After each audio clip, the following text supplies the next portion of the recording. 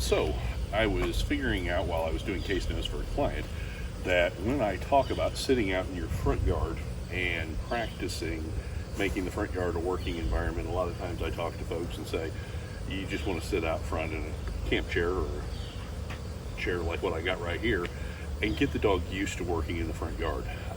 A lot of times the front yard is an environment that dogs are never allowed to work in. We spend time in the backyard, we spend time in the house. So a lot of times we just skip right to the long lines. But one thing we forget to do is practice. So what I'm going to do is kind of create a scenario here. I live on a pretty quiet street, so there's not a lot of distraction. If you look down on the ground here, we have a can of cat food, okay, just to give Luca a little bit of distraction. And she also loves squirrels, so we'll probably have that. But basically, I would like for you to just get to a point where you would come out on your front porch and sit with your dog, maybe 15-20 minutes every night, and work with the long line, okay? And all we're gonna do is let the dog do whatever she wants to do, okay? And once she gets towards the end or gets distracted by something, I'm gonna say, hey, Luca, leave it. Good girl.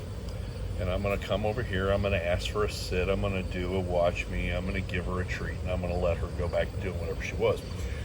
You can play all sorts of games out here in the driveway. I can take a treat and I can say, go find it, and she can run out there. I can call her back. Now here's the cat food.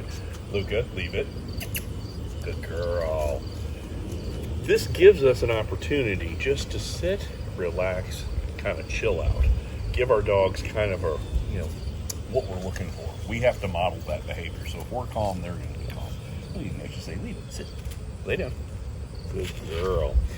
As we sit here and get used to it, and if you're of consenting age of 21 and you want an adult beverage, you can sit out here and you can interact with your neighbors, you can do whatever, but we have to make this a working environment that's normal.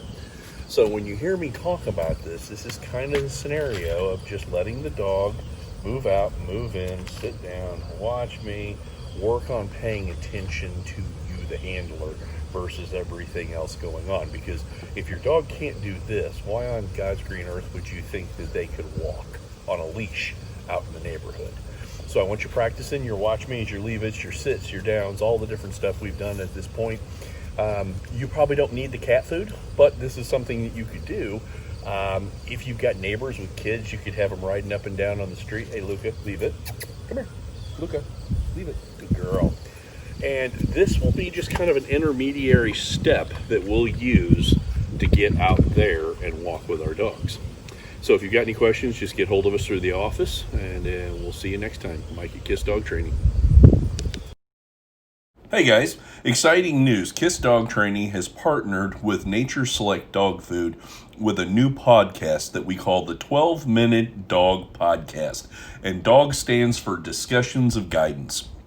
Check us out at this point once a month to talk all topics, pets and dog, and we will see you there.